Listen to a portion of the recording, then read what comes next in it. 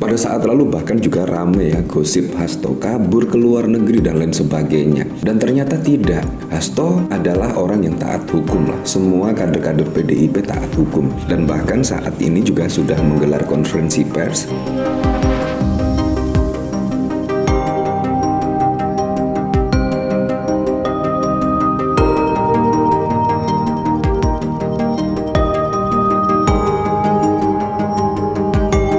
Sebelum menyaksikan video ini, pastikan bosku jangan lupa subscribe. Karena subscribe itu gratis plus bonus tonton video terbaru setiap harinya. Jangan lupa ya. Pada saat lalu juga sangat menghebohkan sekali ya. Tidaknya ada sekjen PDIP yang tiba-tiba ditersangkakan oleh KPK. Ini sangat mengejutkan publik karena kasus tersebut sudah kasus sangat lama sekali ya. Sudah tahun 2020 yang lalu. Dan bahkan dari oknum KPU yang pada saat lalu terlibat. Setidaknya kasus suap menyuap sudah ditetapkan tersangka dan bahkan juga ditahan. Nah, yang satunya memang masih buron. Hingga saat ini pun juga belum tertangkap. Nah, bayangkan loh, Harun Masiku menghilang dan belum ditangkap hingga 4 tahun. Dan bahkan juga sudah diterbitkannya red notice Interpol dan lain sebagainya. Tapi sampai saat ini belum ditangkap. Ini ada apa ya? Saya sangat heran sekali. Apalagi juga di zaman digital saat ini ya. Seharusnya sangat mudah sekali untuk mencari buronan dan lain sebagainya. Tetapi hingga saat ini juga belum ada setidaknya penangkapan yang dilakukan oleh KPK. Tetapi yang sangat unik dan sangat mengejutkan justru sekjen PDIP Hasto Kristanto yang pada saat lalu bahkan juga rame ya gosip Hasto kabur ke luar negeri dan lain sebagainya. Dan ternyata tidak. Hasto adalah orang yang taat hukum lah. Semua kader-kader PDIP taat hukum. Dan bahkan saat ini juga sudah menggelar konferensi pers dan bahkan juga akan mentaati semua keputusan-keputusan yang dilakukan oleh KPA termasuk mentersangkakan. Nah, menurut saya itu juga sangat keren sekali, sangat keren. Dan menurut saya juga harus diapresiasi lah. Dan semoga saja ya bisa menjadi clear dan jelas lah. Kira-kira seperti apa peran Hasto itu, seperti apa kira-kira dalam kasus suap Harun Masiku. Nah, tetapi memang sangat unik sekali dan bahkan sampai saat ini pun menjadi perbincangan setidaknya. Bahkan kalau kita lihat ada tweetan katanya, akhirnya Hasto kabur, Harun Masiku belum ketemu, banteng kocar kacir, bajer lobet pada kebakaran. Nah, memang sangat wow sekali ya pelintiran pada saat lalu ya. Dan ternyata juga tidak ada yang kabur dari situ. Ternyata Hasto bahkan malah rapat membahas terkait penangkapan Hasto ya, dan bahkan pada saat lalu memberikan konferensi pers. Dan ternyata dari statement Hasto Kristanto akan mentaati semua yang diputuskan oleh KPK. Menurut saya sangat keren sekali ya. Walaupun banyak opini yang beredar ya, yang berkembang Hasto itu dikriminalisasi dan lain sebagainya, tetapi ternyata Hasto juga mentaati hukum.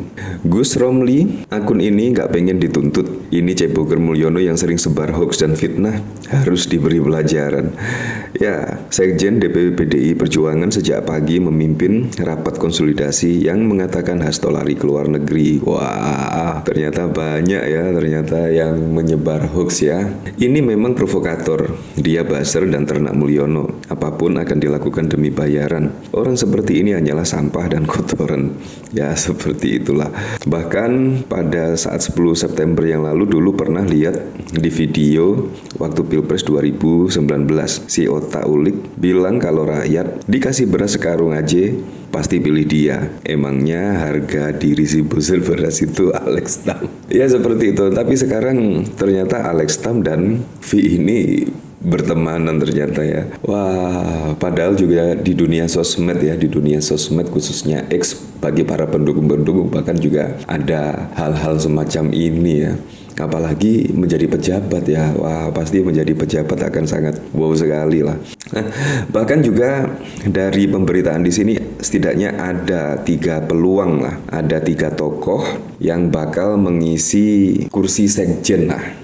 Karena kalau kita lihat Sekjen Hasto Kristanto kan sudah menjadi tersangka ya, dan otomatis bisa jadi besok Hasto Kristanto akan mundur dari jabatan sekjen dan akan diganti dengan kader-kader PDIP lainnya. Nah, kira-kira siapa yang tepat menggantikan Sekjen Hasto Kristanto ini.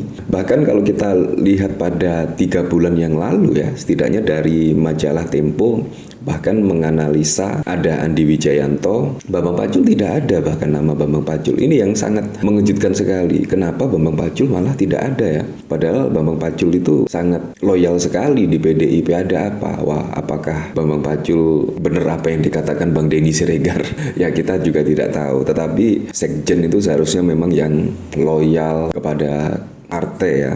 Apakah Diana Pitupulu? Wah, Diana Pitupulu menurut saya juga keren ya, masih muda juga ya. Sekretaris Jenderal Partai Demokrasi Indonesia Perjuangan (PDIP) telah ditetapkan sebagai tersangka kasus suap terkait penggantian antar waktu PAW antara DPR periode 2019-2024 serta perintangan penyidikan oleh Komisi Pemberantasan Korupsi. Pengamat politik sekaligus Direktur Trias Politika Strategis Agung Baskoro mengungkapkan 3 tokoh berpeluang menjadi Sekretaris Jenderal PDIP pengganti Hasto. Agung berpendapat ke depan kriteria sosok yang pas menjadi sekjen adalah figur yang mampu berkomunikasi dengan para pihak, utamanya pemerintahan Prabowo Subianto, Gibran, sehingga jembatan komunikasi politik bisa terbentang dan berlangsung lancar. Ilustrasi sederhana, bila figur ketum ngegas, maka sekjen sebaiknya mampu ngerem, kata Agung kepada Sindonius. Lalu siapa 3 tokoh yang berpeluang menjadi sekjen PDIP? Ahmad Basarah, ada Utut Adianto dan Pramono Anung. Oh, jadi Pramono Anung digadang-gadang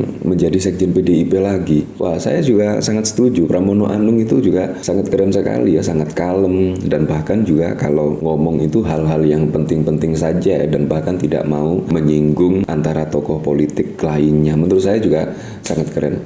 Tapi kalau Hasto Kristanto menurut saya itu sangat tegas sekali ya, dan bahkan seringkali menyerang dari sosok mantan Presiden Joko Widodo. Ya menurut saya juga sangat keren sekali, sangat keren, menyerang sangat keren sekali. Tapi kemungkinan ada yang tidak suka. Nah, kemungkinan pro dan kontra itu hal yang sangat biasa sekali ya. Tetapi kalau menjadi sekjen itu memang jangan sampai menimbulkan kontroversi lah. Apalagi pada saat lalu ya, Sekjen Hasto Kristanto bertemu dengan Felicia Tisu. Itu juga sangat menghebohkan sekali karena Pak Sekjen dari PDIP bertemu dengan Felicia Tisu. Sangat wow sekali, dan itu out of the box ya. Entah di situ ada apa ya semuanya ini. Apakah sekiranya keluarga dari Pak Jokowi memang ada dendam terhadap Hasto Kristanto dan akhirnya Hasto ditersangkakan pada saat ini, dan sampai saat ini pun juga sangat wow sekali. Ternyata reaksi Hasto Kristanto itu tidak kabur, tidak lari, dan bahkan juga menghadapi setidaknya ditersangkakannya Hasto terhadap KPK.